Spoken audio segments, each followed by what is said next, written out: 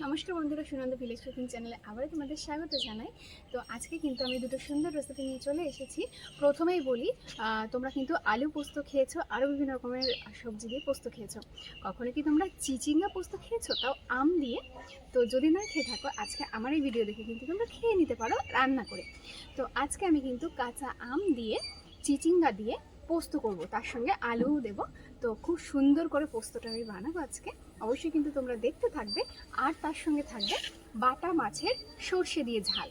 তো এই দুটো রেসিপি কিন্তু দারুণ হতে চলেছে, গরমে একদম দুটোই দারুণ লাগবে, মুখের স্বাদ একদম পুরো বদলে দেবে। তোমরা কিন্তু অবশ্যই দেখবে। আর যদি ফিশ কাটিং ভিডিও দেখতে চাও অবশ্যই কমেন্ট করে জানিও, তাহলে কিন্তু আমি ফিশ কাটিং ভিডিও তোমাদের দেখাবো।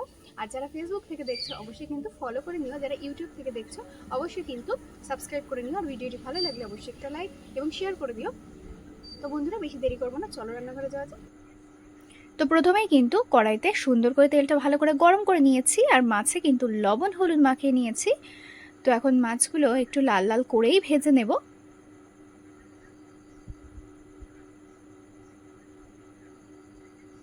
বাটা মাছে কাটা বেশি, তাই জন্য হয়তো অনেকে খেতে চাও না, কিন্তু আমার মতো করে এইভাবে যদি রান্না করে নিতে পারো তাহলে কিন্তু খেতে দুর্দান্ত লাগবে, আর কোনো ভয় থাকবে না কাটার, এত টেস্টি হয় খেতে। তো মাছগুলো একটু লাল লাল করেই ভেজে নিতে হবে, তো লাল লাল করে ভেজে নিলাম, এখন নামিয়ে নিচ্ছি।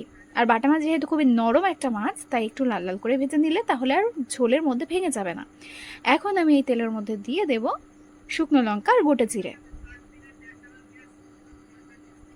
এই যে আমগুলো এরকমভাবে কেটে নিয়েছি দিয়ে দিচ্ছি।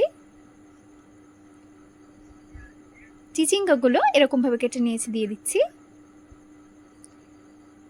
আলুগুলো এরকম পাতলা পাতলা করে কেটে নিয়েছি দিয়ে দেব। আর সাথে দেব টমেটো কুচি আর চেরা কাঁচা লঙ্কা।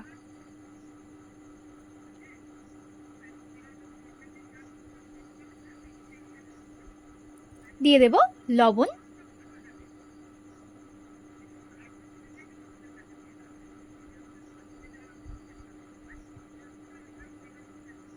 তোমরা কিন্তু চাইলে কাঁচা লঙ্কা বেটেও দিতে পারো।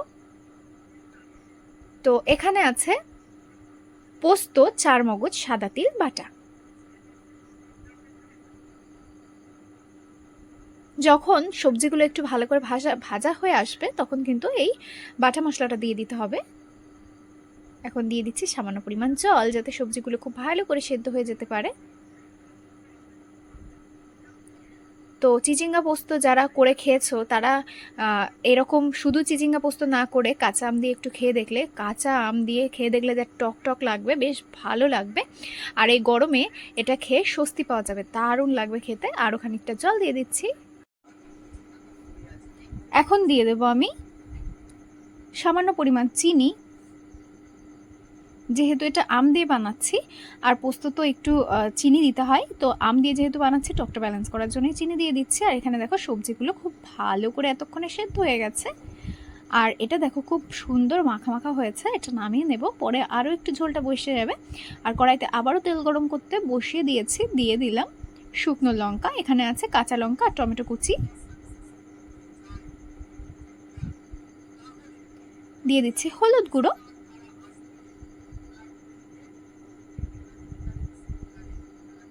আর লবণ।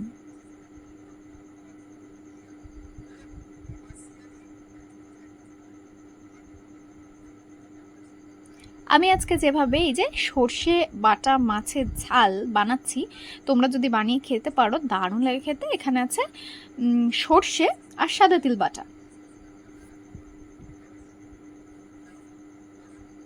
হয়তো ভাবতে পারো আজকে আমি কেন দুটো রান্নাতে সাদা তিল বাটা ব্যবহার করলাম। একবার বানিয়ে খেয়েই তো দেখো, তারপর তো আমাকে বলবে কেমন হয়েছে কি কেমন হয়নি।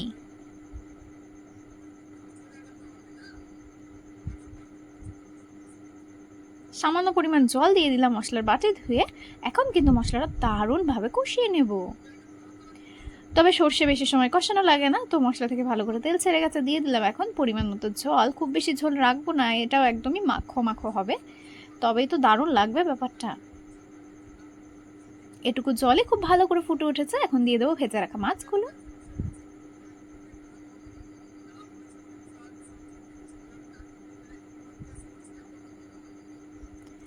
তো এখন আমি নামিয়ে নেব, যেহেতু রান্নাটা একেবারে কমপ্লিট। তো তোমরা অবশ্যই পুরো ভিডিওটা দেখলে, দেখার পর ভালো লাগলে অবশ্যই একটা লাইক করে দিও, ভিডিওটি শেয়ার করে দিও।